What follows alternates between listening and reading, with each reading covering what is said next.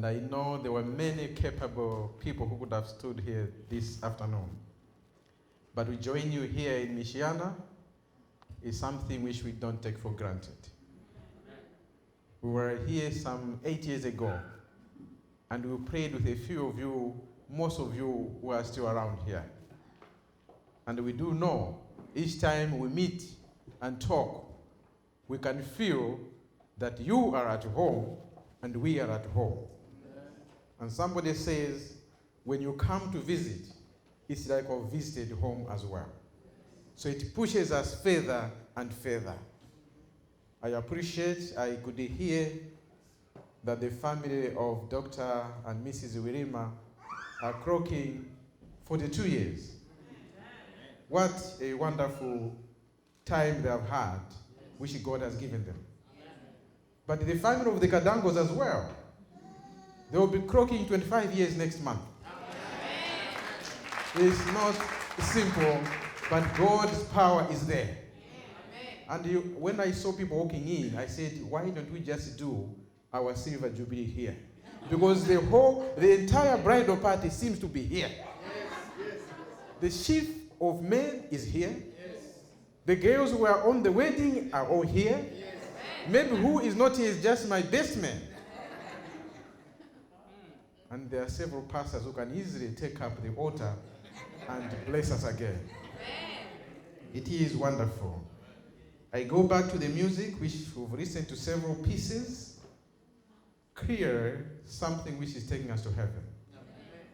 You carry your cross, reside in me, and all those songs, you can see people are moved to sing for the Lord. When you get to the title of the sermon I'm going to talk about, it's Canaan, Beckoning, Canaan. Beckoning is this in a symbolic way. Now, why should it be Canaan beckoning another Canaan? One would wonder why. But I tell you just a brief background of what Canaan was. Canaan was the land which God promised to Abraham in Genesis 12, verse 7. And God said to Abraham, I will give you the land that you and your children shall be blessed with. So God himself is making a promise to Abraham that you shall be in the land that I'm going to give to you. God talked about it again to Moses and Joshua. In Joshua 1 verse 3, when Moses and the team realized that they were now marching on to Canaan, they knew the type of people they are going to face there. These were no mean small people. There's no one here of the size of the people who were now staying in Canaan at that time. But God said to Moses and to Aaron, send thy spies into the land I'm going to give you. And just take a glimpse of the land, how it is. And when the spies went and when they came back with the report, it was discouraging. They are huge, very big. Everything in Canaan then was seriously big. In the book of Numbers, Numbers 13, you read from verse 23, it says, even the grapes, for you know the cluster of a grape. To carry a grape, it needed two people. The cluster of the grape you can pick up to carry, not one man could carry alone. It needed two people holding side by side to carry the grape. What sort of fruits were there? And the people who ate the fruits were huge, because everything was big. This is the land God has promised to take you to. And I want us together to walk together as we move from Canaan to Canaan. And this beckoning hand is calling Canaan to come into Canaan, which God has prepared for us. And our Canaan is the heavenly bound Canaan. The book of Corinthians, 1 Corinthians 2 verse 9. And it says, eye has not seen, nor ear heard, neither the mind has ever conceived the type of a home that I'm preparing for you. Who doesn't want to be there? Is it you? No. If you eat the fruits here, you eat the watermelons, you eat whatever, but there they shall be everything. The cluster of the grapes that we shall find there, they shall be fine. They shall be excellent. We shall not labor anymore. We shall not suffer anymore. It will be time for us to enjoy. Canaan is beckoning Canaan. We live in this world with lots of sadness and would not want to continue such type of life. We want to go and rest and stop all the problems that we're facing, because God has prepared a land where we shall be, all of us.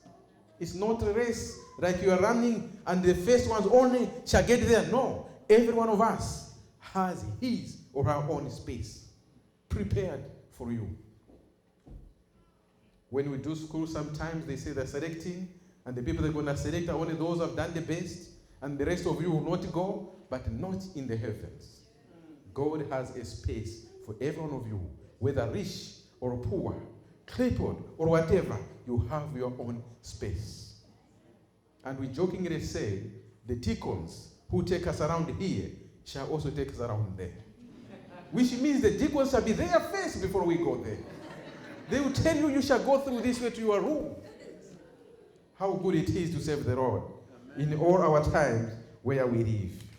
Unfortunately, in this earth as we live, we face many challenges. These challenges come to us to disturb us, so that we may not get to Canaan. The challenges are in our midst. You remember the quote that we're doing with this week? Where Paul says, right in the church there could be divisions, right in the church there are disagreements, but where I want to go to heaven, he points that thing straight on. When Peter, who was chatting with the Gentiles, eating with them, staying with them, but when the clan came from his village, the Jews came to visit him, he realized, my people have come, I should not be found eating with the Gentiles, because I should not associate with these Gentiles. Yet Peter was shown a vision. He was shown a vision where he could see that don't refuse what the God has promised or shown to you. But he decided to step aside. I like how Paul took it. He said, Peter, thou shalt not do that. That's a hypocrite. Stay with these people. They are the people you are with. The same I will say to you today. Stay with everyone. Amen. No matter whether it's a Gentile, no matter whatever. The kingdom of heaven is for everyone. That's why Christ died for you and me, that we may attain that kingdom. No matter all the problems we are facing today, but Christ says, this is where you shall go. But the route to heaven shall not be very simple. It is not going to be as simple as we think. Many people will have taken a lot of chances to get to there. But I want us to be ready to go there. Walk with me to these two boys who went out and stole a bag of oranges. I want to use oranges as fruits which you have here. These boys stole a bag of oranges and they ran with this bag somewhere to hide. But seeing now most of the trees in Africa have been cut down, the only place where there are trees will be in the graveyard. Not these graveyards here, which are quite empty. They are plain. There, they are thick. They are trees. It's something you can go and hide. So they went in there to share the oranges. These two boys took their bag into the graveyard to share the oranges. As they were sharing, they had to say, we'll have to share the two of us. So one will say, one for you, one for me. One for you, one for me. One for you, one for me. Then a guy who came from drinking, for those who drink, you could be here. They came from drinking, this guy in the evening, and he walked passing through that graveyard. He heard a voice, one for you, one for me. One for you, one for me. He says, no. What is happening? In the graveyard? What has gone on? So he ran through to the pastor's hall. Pastor, God and Satan are sharing people in the grave. Then the pastor says, no, let's go there. So they went there and stopped. Now the challenge was as these boys were running into the grave, 2 oranges fell on the gate. But they gave a amount about them. They went through. We have a bag, so these ones we can find them later. They went in. So the pastor and this drunkard, now the beer is even gone. They came and started listening. One for you, one for me. One for you, one for me. And these boys finished sharing. Then they say, what about the two on the gate? And the pastor and this drunkard hated that. Believe you me, it was off. You never knew who could run faster. These people are coming to share us here. No, we are not dead. We are still alive. Continue sharing there. The pastor and the drunkard were almost at par. I don't want you to be at par with the drunkard. No matter whether this was a pastor, he was not ready. Yet he ran away. One for you, one for me. One for you, one for me. What a grave mistake we are. Every day we are not ready for our lives. And if we are asked any time, are you ready to go to heaven? We are going to say, no, I'm not ready. Give me another time. Even if they give whatever number of years it can be, you shall not be ready. God says, be living as if the world ends today. But always look out for the master who is going to come. You know, we always see in Africa the sun will set first. Right now they could be fast asleep. Here it's still daytime. Different time zones. But at that time there shall be one time zone. When the trumpets are sounded, Christ is coming, only one. All the world will see him at the same time. Amen. You shall not say Africa is already with Christ. Not at all. All of us at the same time. If you shall be waiting for that, you'll be counting one for you, one for me. While the others are going. That shall not be you to do that. Amen. You can only be ready if you work with Christ. If you don't work with Christ, it won't happen for you. The children of Israel, when they were moving on to Canaan, God said, Moses, take these people back home. But he did not take them through the land of the Philistines that we read in the book of Exodus 13, verse 18 up to 17. God said, if I took them through this land, they may face war with the Philistines. Rest they remember back to Egypt and go back to Egypt. So you shall take a longer route. They did not cut that shortcut to go into Israel because there was a land which was a different nation.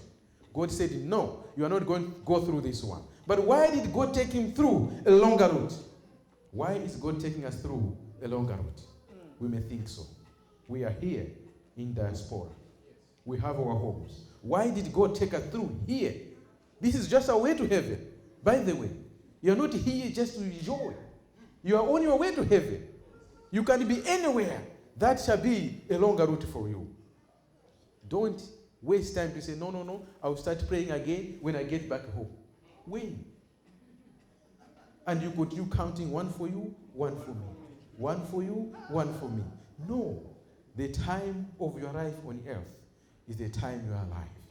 Amen. When the day comes to an end, that's the end of you. And your judgment shall run up to that day. So it is good for us to be ready each and every time. The children of Israel, when they traveled with Moses, they gave Moses lots of problems. And I know today, we give everyone numerous problems. Yet, we are in the church of God. Why is that so? Because Satan, with his snares, would want to drop us back.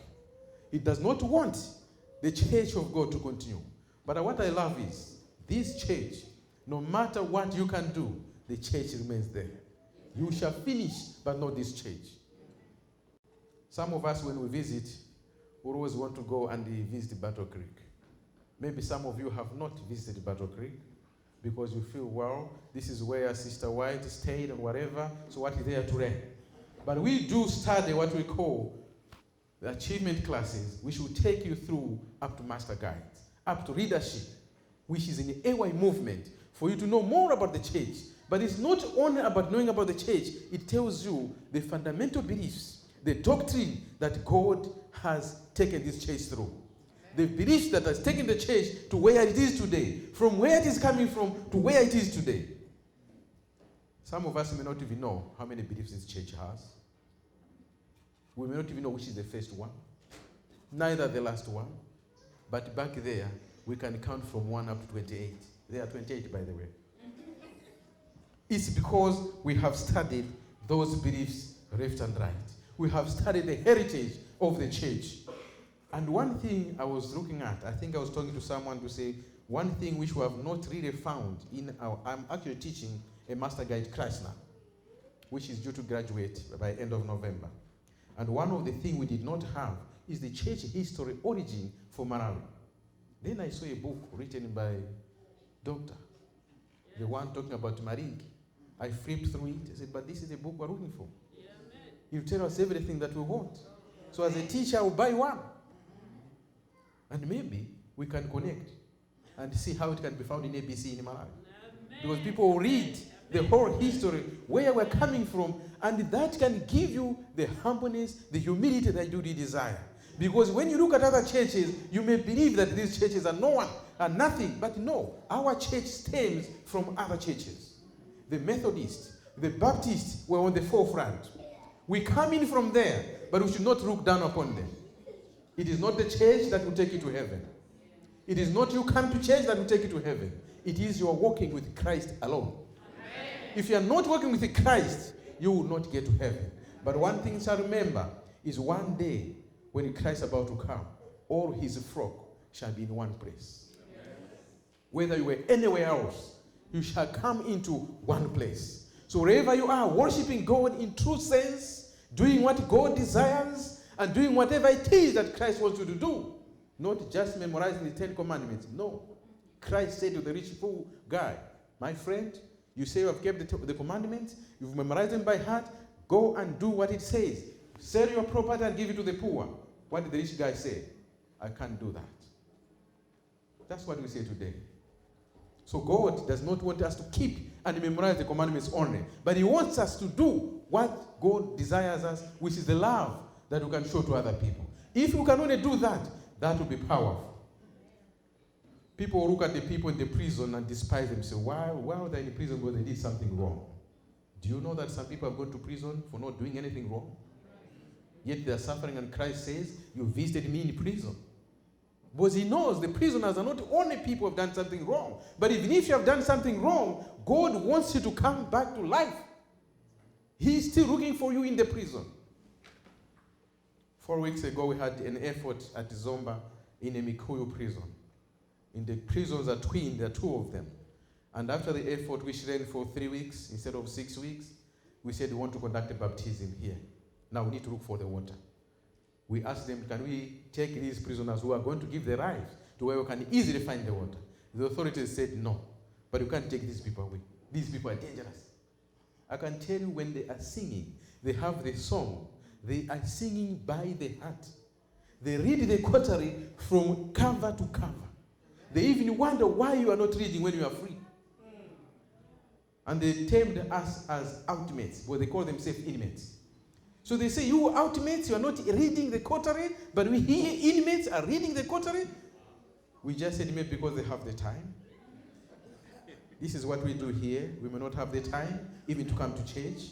The prisoners are reading the quarterly day in and day out. Amen. At the end of that crusade, 134 prisoners gave their life for baptism. Amen. But where was the water? It was not easy.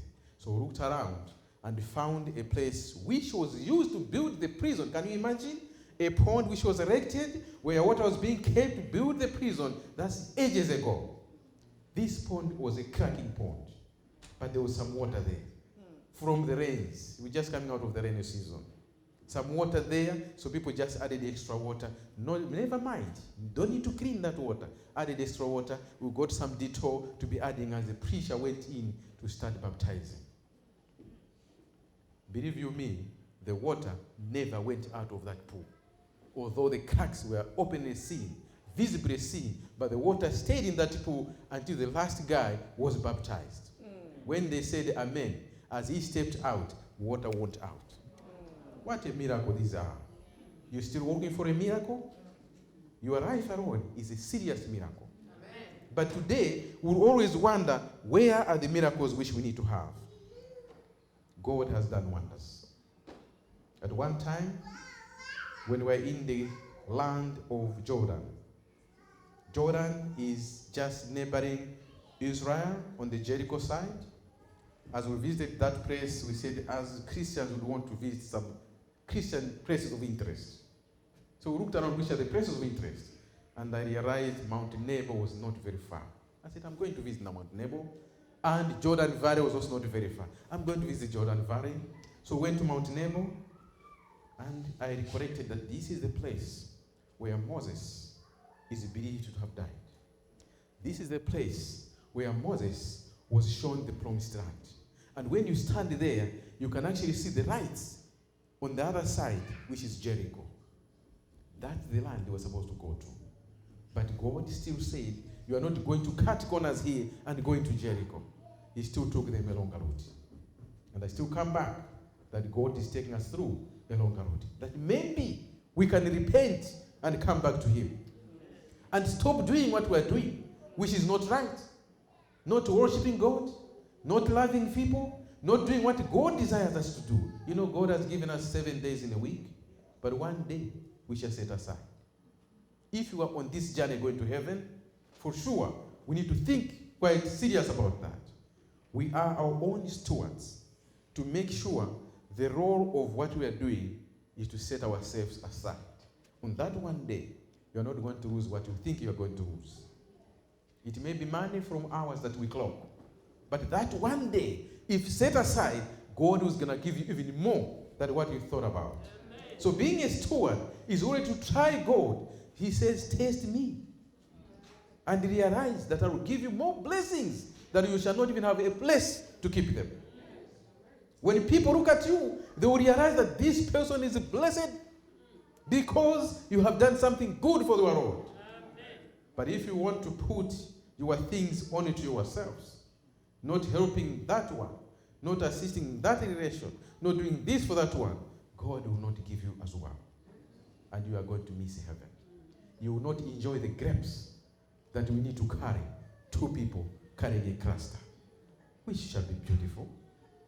When we get there, it shall be wonderful. Now, at Mount Nebo, when you look across, you can see a green valley, and that's the Jordan Valley. From there, we walked on we drove on a car, which took only 40 minutes. This is the land they could have just crossed over to go into Jericho and to Canaan. And when you get there, by the way, Jordan is full of Muslims, so 98 or 96% is Muslim, so the tour guide was a Muslim taking us through. So he says, you come to a place, there is a good department of antiquities which puts all the road signs or whatever you want to see, and here it says, this is the place where Christ was baptized. And you say, yes, the Master walked on this earth. Of course, the river has changed course now. Where the site is right inside Jordan. The river has come this other side. And you know, at one time they were struggling between Jordan and Israel. Where is the actual point where Christ was baptized? Because the river Jordan is passing this way. The site was there. So it has cut off and it's on the other side. And you see a sign pointing to one side, saying this is the place where the wilderness was, where Christ was being tempted. Today is bare ground. Then you come to another point, it says, here there was a church which Moses was preaching from. And you can still see the mosaic stones laid down there. Moses was preaching from this church. You think Christ was not on this earth? You think he didn't come here for doing nothing but to save his people? He walked in this land for the 3 years of his ministry, just to save you and me. Amen. That one day, when time comes, we may be with him in his holy temple in heaven. It is gratifying to praise the Lord. It is something which we have to do always. When you hear that story which was talked about by my daughter about the geese, if one is not feeling well, 2 of them will come down, not even one, not even only whatever, 2 will come down that geese is not feeling well so they can help and get up again and go. What I like is that those geese, they do have a faith that our colleague will get better and start off back going into one. Today as we live, we need to pick up one another. We are stewards of one another. If somebody is not coming to church, wake them up. It's time for the church. If somebody is not paying tithe, remind them. You are supposed to pay tithe. If someone is not paying offering, remind them. This offering is not for you. It's for the Lord. If the people who studied this gospel did not put their money for today, they would not have been this church. The people who started the gospel, the pioneers, they walked using the money from themselves. They funded themselves. They took so long trips using their money. And I do follow the one who came to Malawi from Battle Creek. He came from Battle Creek, can you imagine? And using his own money, sold everything he had, except one thing, the violin, because he was singing with it. That's a long time, 1893. Although he didn't live long, but he came to preach the gospel. Who is not ready today to sell everything you have? You are not even asking for everything that you have to be sold and to be given away. Just a percentage of what you have, pass on to the road for the gospel to keep on going. If you do that, you are going to touch a heart. If you go to the village in Africa today, people are praying in a church. They don't even have a hymn book. A hymn book costs 1,000 family in Kwacha. I don't know how many saints that one will be. But they don't even have a hymn book. And you find some people very creative. He's taking a notebook, writing songs one by one. You think people should go through that trouble? Seeking the kingdom of heaven? When you could have offered a hymn book for your village. While we are enjoying here, you could have offered a hymn book or a Bible for your village. That people can. The coteries we're talking about, they just hear there is a coterie. They don't even have one. Not even the pastor. Not even a pastor having a coterie. The coterie which we can't read here. The coterie which the inmates are saying, these outmates are not even reading their coteries. We have our coteries gathered in dust in our homes. Because we don't have the time. The hours on the clock are more important than God. But when God comes, when Christ comes again, you will remember these hours. Amen. Because that's the only time you could have done a lot for the Lord. Amen. It is your responsibility. It is my responsibility to do what God created us for. To help the other humanity. To get up and walk together. On this journey, we're going to heaven. On the journey taking us through to Canaan. And enjoy the fruits that God has prepared for us. If we can't do that, then that shall be very bad for us. But through the things that we do, people have taken chances to do wrong things. But there is a lot of endurance we need to take. There is a story which touches me a lot about the children who were staying in Lilongwe, which is the capital of Malawi, and they wanted to go to Branta. They had no money at all. These were just begging street children. They said, we want to go back to Branta. What do we do? They looked around, made up a plan. We can get into a bus. Can we get in without paying? No, it can't work. In India, by the way, they will just climb on top of the bus. You will not pay when you climb up there. You will ride the bus for free. But in Malawi, you will not be allowed. You'll be taken out of there because it's a bit dangerous. In India, it's acceptable. When the bus starts off, you have the whole 50 people on top there. Whoever falls down, that's up to them. These boys said, look, we need to find a plan to go back to Branta. So they decided, we cannot get inside the bus. We cannot climb up the bus, so we'll go under the bus. Can you believe this? 3 boys. I have not even thought about what space is under the bus. Where 3 people can stay there for hours and hours. This was not an express bus. It's not a coach, a local bus which stops every other place. They got under there, stayed there, holding on, clinging to the bus as the bus was moving. Started off from Lilongwe all the way up to Branta, and the bus arrived in Branta in the evening. They could not know whether they're in Branta or not. They could not know where to drop off, because they may end up dropping off in Idedza.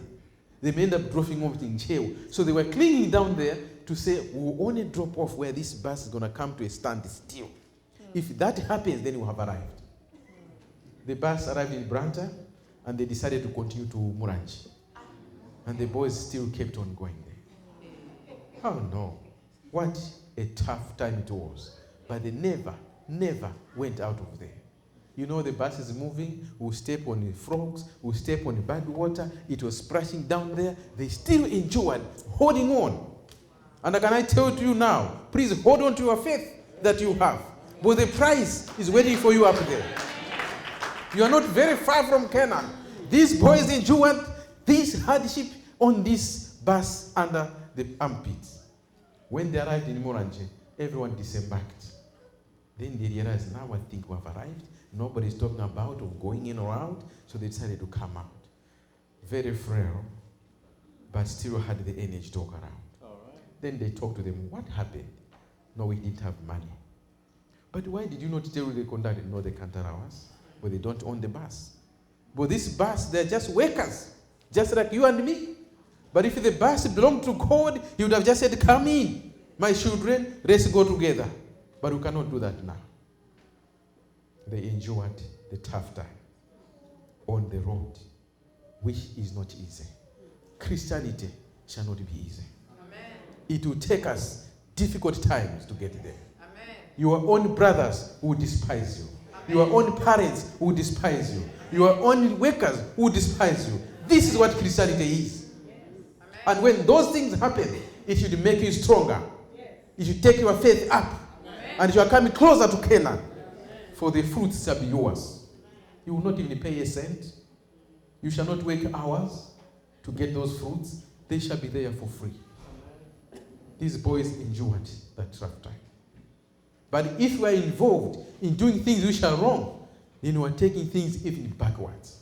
Instead of going forward, God says, those who are taking things backwards, there is no space for them. In heaven, if you are not in a good relation with a friend, whether it's a teacher, a work colleague, creating stories about work colleagues so that they can find the work colleague, that is wrong. Amen. God says, let's do unto one another as it is a brother. Amen. That's why Christ says, the greatest commandment is what? Love one another like God has loved you. Amen. If we love one another, there shall not be any theft. There shall not be killings. There shall not be beatings. Nothing shall be there if those things are happening. Amen. The world is spending numerous amount of money today because of Satan's snares, whereby nobody is sure of your closest friend. Even a husband and a wife, they are not sure of one another. But not on this road to heaven. We should stay put that the master is in control. The driver himself is God himself. A boy was waiting for a bus. Coming to an end of my sermon, this boy waited for a bus. It was about to rain, and he stood on a wrong place, which is not a stage.